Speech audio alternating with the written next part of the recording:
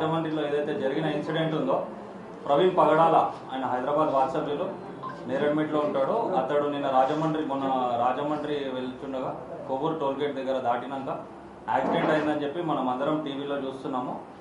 యాక్చువల్గా అది post mortem report ఇంకా వస్తుందో వచ్చిందా, it's about to come. And మేము క్రిస్టియన్స్ లీడర్స్గా అడ్వకేట్ బిషప్స్ వీళ్ళందరూ కూడా ప్రెస్ మీట్ పెట్టడానికి కారణం ఏంటి అని అంటే, అది ఇన్వెస్టిగేషన్ కరెక్ట్ జరుగుతుందా, ఒకవేళ ఇన్వెస్టిగేషన్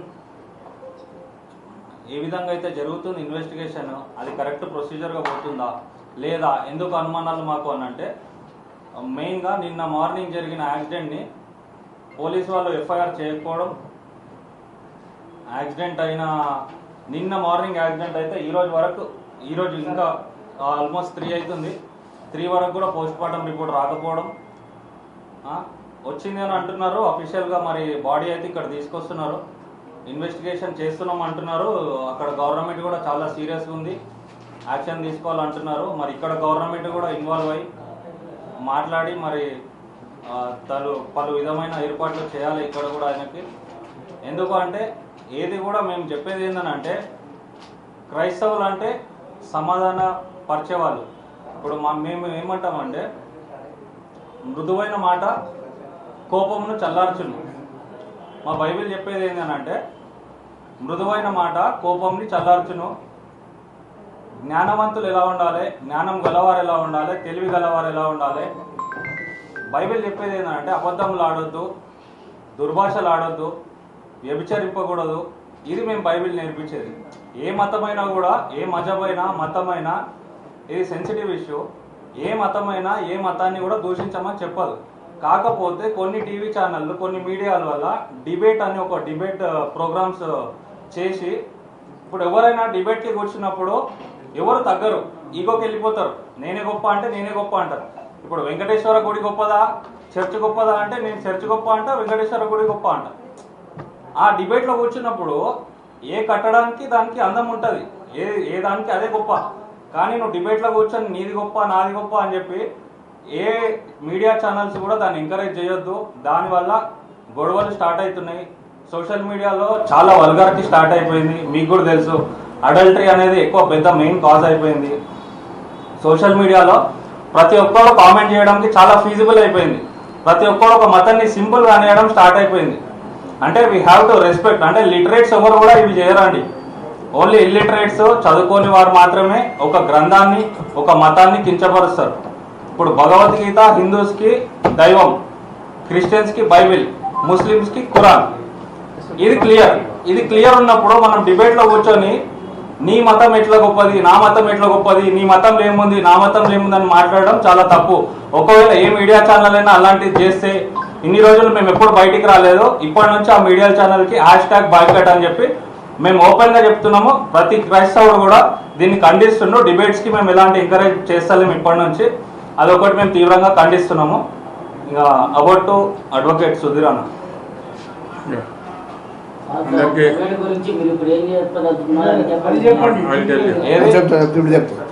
మంచిది సమయంలో అడ్వకేట్ గారు సుధీర్ గారు ప్రవీణ్ గారి గురించి, అక్కడ జరిగిన విషయం గురించి మిగతా విషయాలు చెప్తాం.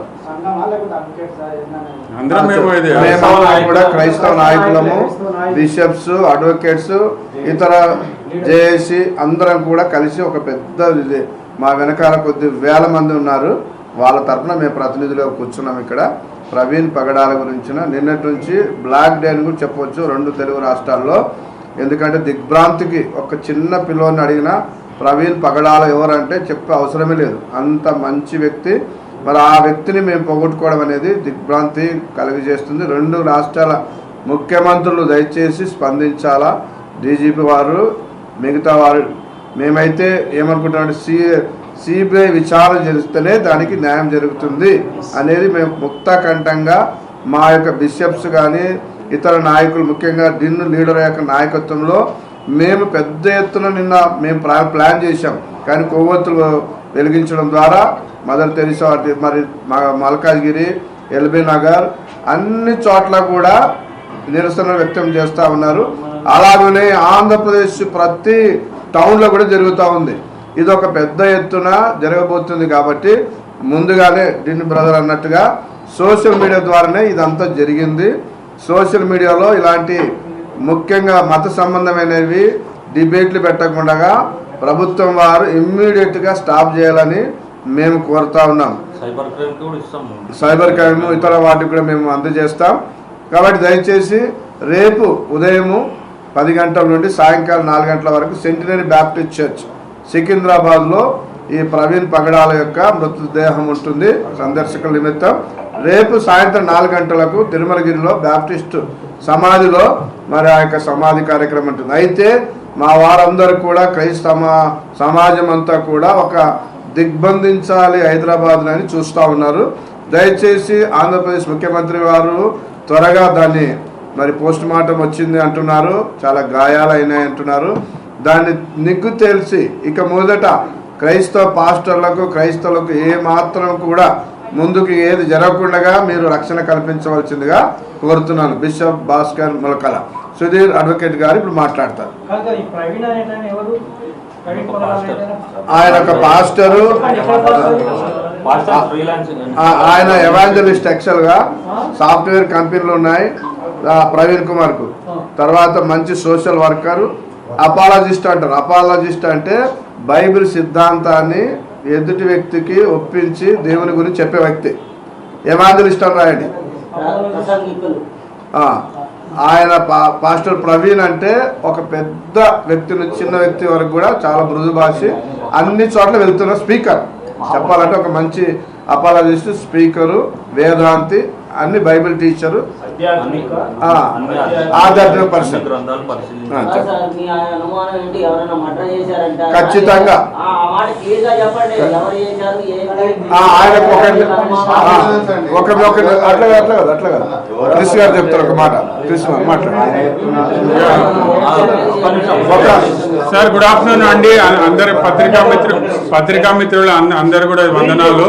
ఇది ప్రవీణ్ పగడాల అనేది అతను ఒక రక్షణ అనే ఒక ఛానల్లో అతను ఇది ప్రోగ్రామ్స్ అనేది ఆర్గనైజ్ చేస్తుంటాడు. అంటే ప్రతి క్యాస్ట్ కానీ ప్రతి కమ్యూనిటీ వాళ్ళని కూడా పిలిచి కొన్ని ఇది ప్రోగ్రామ్స్ అతను ఆర్గనైజ్ చేస్తుంటాడు. అతను ఒక ఇంటెలెక్చువల్. దాంతోపాటు అతను ఇది ప్రైవేట్గా ప్రీచింగ్ కూడా చేస్తుంటాడు. అంటే లాస్ట్ 2 days బ్యాక్ అతను రాజమండ్రికి వెళ్ళాడు. రాజమండ్రి నుంచి కొబ్బరికి వెళ్తుంటే అతను ఇది వెహికల్ పడి చనిపోయిందని పోలీసు వాళ్ళు చెప్తున్నారు. కానీ మాకు కొన్ని అనుమానాలు ఉన్నాయి. దేని గురించి అంటే అతనికి ఎన్నో థ్రెట్ కాల్స్ వచ్చాయన్నమాట. అంతకుముందు ఎప్పటి నుంచో కొంతమంది మత ఛాందస్వ వాళ్ళ నుంచి, కొంతమంది అన్సెక్యులర్ వాళ్ళ దగ్గర నుంచి కొన్ని థ్రెటనింగ్ కాల్స్ వచ్చాయి. అతన్ని చంపేస్తామని బెదిరించారు. దాని గురించి మేము ఈ ప్రెస్ మీట్ పెడుతున్నాము. కాబట్టి అది ఫెయిర్ ఇన్వెస్టిగేషన్ జరగాలి. ఒక రిటైర్డ్ జడ్జి గారు కానీ, హైకోర్టు జడ్జి గారు కానీ అక్కడ ఉండి అక్కడ పోలీస్ వాళ్ళు ఒక టీంని ఏర్పాటు చేశారు. దాంట్లో ఒక జ్యుడిషియరీ మెంబర్ని కూడా పెట్టాల్సి ఉంటుంది. అతను తెలంగాణలో ఇక్కడ ఉంటాడు కాబట్టి వీలవుతే మన తెలంగాణ గవర్నమెంట్ నుంచి కూడా ఒక మెంబర్ని, ఒక పోలీస్ ఆఫీసర్ని వాళ్ళ టీంలో అది పెట్టేసుకొని, ఎందుకంటే అక్కడ ఒక చిన్న ఇది ఎవిడెన్సెస్ ఏవి కూడా లేవు. ఎవిడెన్సెస్ కలెక్ట్ చేయాలి. ఇప్పుడున్న మన టెక్నాలజీ ప్రకారము సైంటిఫిక్ ఎవిడెన్సెస్ అన్ని కూడా కలెక్ట్ చేయాలి.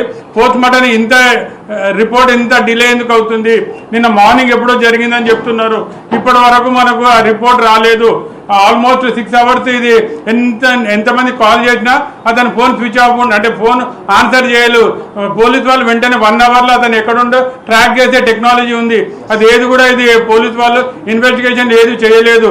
మెంబర్ ఖచ్చితంగా ఒక హైకోర్టు జడ్జి గారు ఉండాలి, లేకుంటే రిటైర్డ్ సీనియర్ మోస్ట్ జడ్జి అని ఉంటే నిజాలు బయటకు వస్తాయి. అతనికి ఎంతమంది కాల్ చేశారు, ఎప్పటి నుంచి థ్రెటన్ వచ్చాయి, అతను ఒక పోస్ట్ చేశాడు, నాకు థ్రెటనింగ్ వస్తున్నాయి, నాకు రక్షణ కావాలని కూడా చెప్పాడు.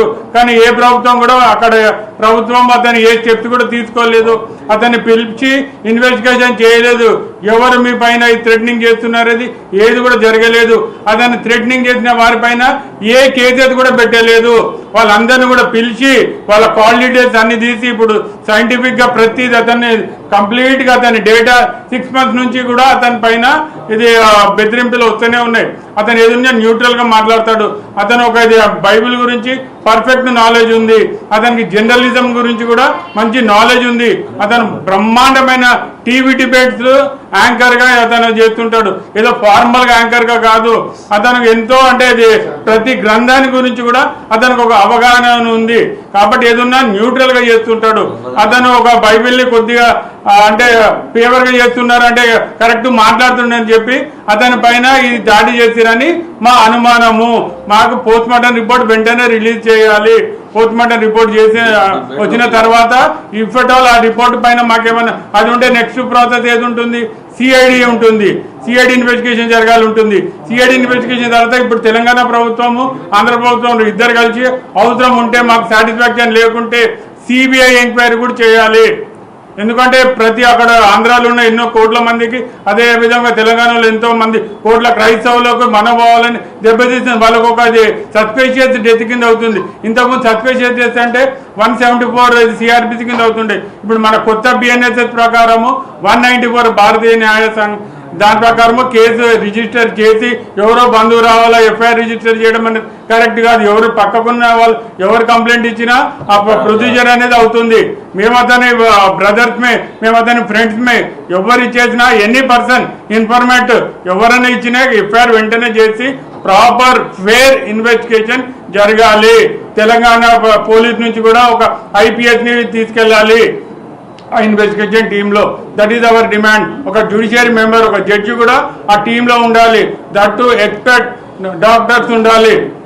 ఇన్క్వెస్ట్ కరెక్ట్ చేయాలి. ఆ రిపోర్ట్ అందరు కూడా పబ్లిక్ చేయాల్సి ఉంటుంది. అది మేము అందరం కూడా డిమాండ్ చేస్తున్నాము. ఒకవేళ ఆ రిపోర్ట్ వచ్చిన తర్వాత మేము స్పందిస్తాం ఖచ్చితంగా. మేము అంటే నెమ్మదిగా ఉండే సమస్యనే లేదు. ఎందుకంటే అతను ఎన్నోసార్లు మా గురించి మాట్లాడాడు. ఎన్నో ప్లాట్ఫామ్స్లో అతను మాట్లాడాడు. అతను మంచి ప్రీచరు. ఎన్నో వందలాది టీవీ డిబేట్స్ చేశాడు రక్షణ టీవీలో అతను. కాబట్టి అటువంటి పైన మరి కక్ష పెట్టుకొని ఎవరైనా చంపారా అనేది మా అనుమానము. Unless we see the post mortem report ఇప్పుడేం స్పందించము. కానీ ప్రాపర్గా ఇన్వెస్టిగేషన్ చేయాలని మా యొక్క demand. Thank you very much. ఏంటి సార్? కాదు, ఎందుకంటే మాకు థ్రెటనింగ్ కాల్స్ వచ్చాయి. మాకు అతనికి థ్రెటనింగ్ కాల్స్ ఉన్నాయి. కొన్ని హిందుత్వ సంఘాల నుంచి వచ్చాయి. హిందుత్వ సంఘాల నుంచి వచ్చాయి. అందుకో కాల్ డీటెయిల్స్ ఆ రికార్డ్స్ అన్ని కూడా మేము డీజీపీ గారిని కలుస్తాం. వీలుంటే హోమ్ మినిస్టర్ గారు కలుస్తాం. 2 రాష్ట్రాలకు సంబంధించింది కాబట్టి అమిత్ షా గారి దగ్గర కూడా వెళ్ళేసి ఒక రిప్రజెంటేషన్ ఇస్తాం మేము. ఎందుకంటే సెంట్రల్ కంప్లైంట్స్ ఇస్తే కంప్లైంట్ కూడా ఎవరు తీసుకోలేదు. అక్కడ ఉన్న గవర్నమెంట్ కి వీళ్ళు వెళ్ళేసి కంప్లైంట్ ఇచ్చారు. ఒక పోస్ట్ కూడా పెట్టాడు, నాకు థ్రెటనింగ్ కాల్స్ వస్తున్నాయి, నాకు రక్షణ కావాలని. కానీ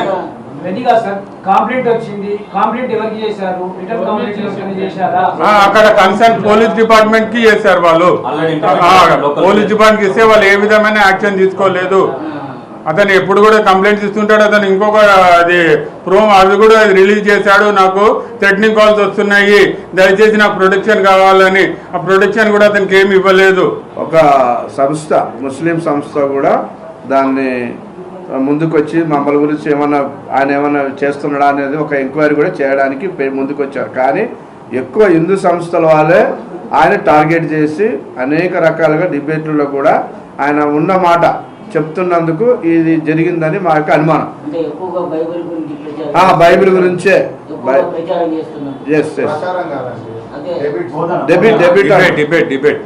డిబేట్ ఇందాక నేను చెప్పిన కదా. డిబేట్ అంటే ఏముంటది? నా ఇల్లు గొప్పదంటే నా ఇల్లే మంచి కట్టిన డిబేట్ అంటేనే అది. ఇప్పుడు ఏ మతమైనా అంతే కదా. ఇప్పుడు ఈవెన్ నెల కిందనే నీ పెదవులు కోస్తాము, నీ కళ్ళు బీకుతాము, నీ సిలువేస్తాము, లేక రాళ్ళతో కొడతాము ఆయన స్వయాన పోస్ట్ చేశాడు. వీడియో కూడా ఉంది, మీరు యూట్యూబ్ లో చూసుకోవచ్చు. ప్రవీణ్ పగడాల, రాజమండ్రి కొవ్వూరు దగ్గర. రాజమండ్రి కొవ్వూరు దగ్గర. కడప సంబంధించిన వ్యక్తి కానీ హైదరాబాద్ సెటిల్.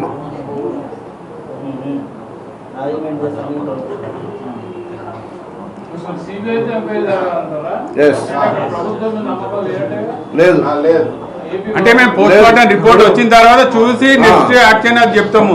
అది అంటే అక్కడ సిఐడియా సిబిఐయా అనేసి మా ఇంకా కొద్దిగా పెద్దవాళ్ళు ఉన్నారు, మా బిషప్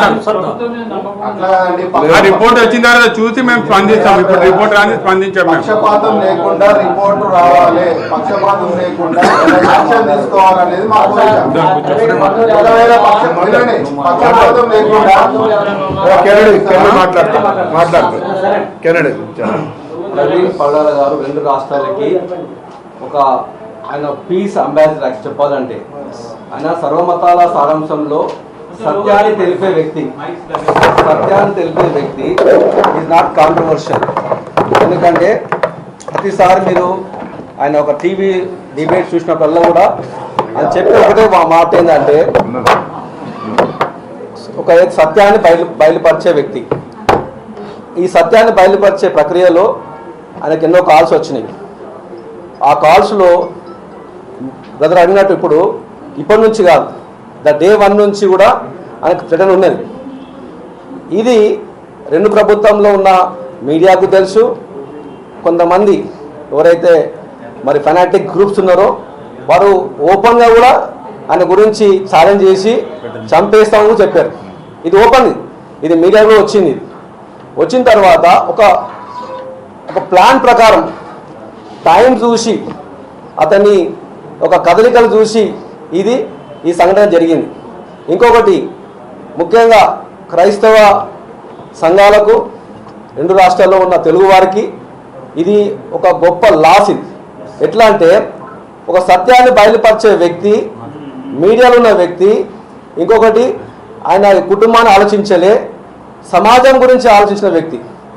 ఇంకొకటి కొంతమంది ఫెనాటిక్ గ్రూప్స్ పేర్లు కూడా చెప్తా. రిపోర్ట్స్ వచ్చిన తర్వాత ఆ రిపోర్ట్స్ వచ్చిన తర్వాత కూడా అన్ని విషయాలు మేము ముందు తీసుకొస్తాం. సుధీర్ చెప్పినట్టు ఈ విషయాలు మరి ఇక్కడితో ఇప్పుడు ఆరంభమైంది. ఇప్పుడు నిజంగా ఆరంభమైంది. ఎందుకంటే ఇంతవరకు శాంతపరంగా పీస్ఫుల్గా మరి దేశానికి రాష్ట్రానికి ఒక సందేశాన్ని తెలియజేయడమే క్రైస్తవుల ఉద్దేశం. మత రెచ్చగొట్టే మాటలు కావాలి. చాలామంది ఏం చేసినా ఒక వ్యక్తి ఇంకొక రిలీజన్ నుంచి వచ్చి ఇంకో రిలీజన్ జాయిన్ అయ్యి ఇంకో రిలీజన్ దూషిస్తూ అంటారు. అది తప్పది. ఎందుకంటే మన భారత రాజ్యాంగంలో ప్రతి ఒక్కరికి స్వేచ్ఛ ఉన్నది. అంబేద్కర్ గారు మనకి ఇచ్చిన స్వేచ్ఛ. ఆ స్వేచ్ఛతోనే మీడియా కానీ స్పీచ్ ఆఫ్ డెమోక్రసీ కానీ అతను ఉపయోగిస్తున్నాడు.